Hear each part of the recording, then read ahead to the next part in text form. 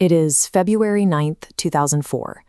On a freezing, pitch-black stretch of Route 112 in rural New Hampshire, a car sits crashed in a snowbank.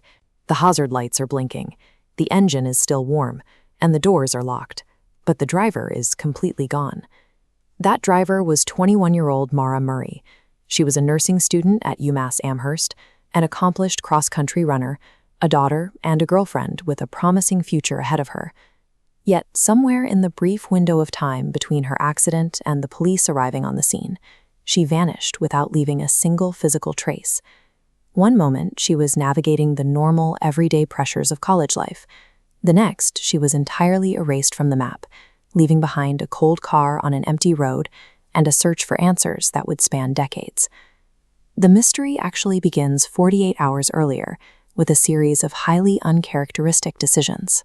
First, Maura emailed her professors to get out of her nursing classes, claiming she needed to leave campus because of a death in the family.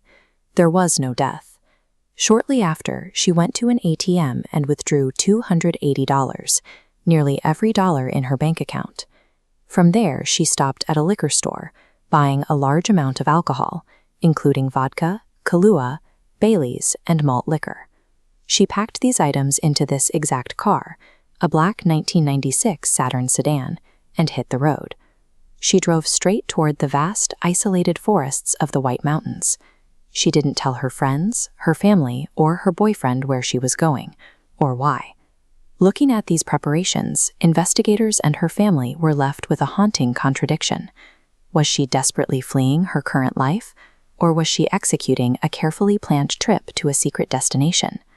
At exactly 7:27 p.m., Maura's Saturn fails to negotiate a sharp curve, spinning out and crashing into a snowbank along Route 112. A few minutes later, a local school bus driver named Butch Atwood drives past and spots the wreck. He stops and asks the young woman inside if she needs help. Maura waves him off, insisting she has already called AAA for a tow truck. But this was a desperate lie. That stretch of highway had absolutely zero cell phone service. Knowing she couldn't have made that call, Atwood leaves the scene and drives a short distance to his house, where he dials 911 at 7:42 p.m. The official Uniform Police Traffic Accident Report dispatch log states the first officer arrived at precisely 19:45, or 7:45 p.m. The investigator's hand-drawn sketch from that report documents the vehicle facing the wrong way, but the driver was gone. The math of the arrival times leaves a window of exactly 420 seconds, 7 minutes, for Maura to vanish completely between Atwood driving away and the police pulling up. 2 days after the crash, police search dogs used a glove from the Saturn to capture Maura's scent. They tracked it exactly 100 yards east down the freezing road before the trail abruptly stops. Experts believe she entered another vehicle right there. This is where the timeline fractures. A driver, known as Witness A, came forward, stating she drove past the crash site that night at exactly 7:37 p.m., backed up by her cell phone records. She reported seeing a black and white police SUV parked nose-to-nose with Maura's car. If her timeline is accurate, that places an official vehicle at the scene almost 10 minutes before the police dispatch logs say the first officer arrived. Investigators are forced to weigh two unsettling possibilities. Either Witness A misread the clock on her dashboard, or an unidentified party was interacting with Maura in that crucial 7-minute void. Because Maura vanished just 5 days after the launch of Facebook, her case matured right alongside social media. It quickly became the internet's first massive open-source puzzle. But this digital obsession came with severe collateral damage.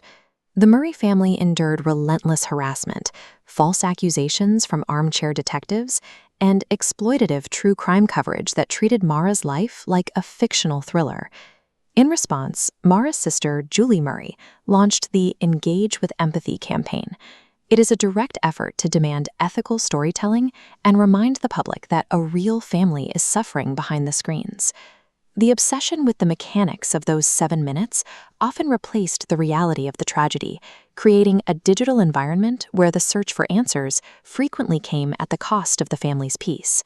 Then, in 2026, advancing technology caught up with the physical evidence.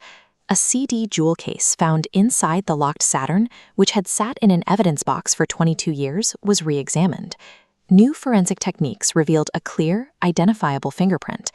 When authorities finally ran the print, they got a match. It belonged to Stephen Baldwin, an acquaintance who served as Maura's student advocate during her brief time as a cadet at the U.S. Military Academy. Despite millions of hours logged by online theorists, Baldwin had been entirely overlooked by the internet and early police investigations alike. One physical print instantly rendered 2 decades of wild speculation obsolete.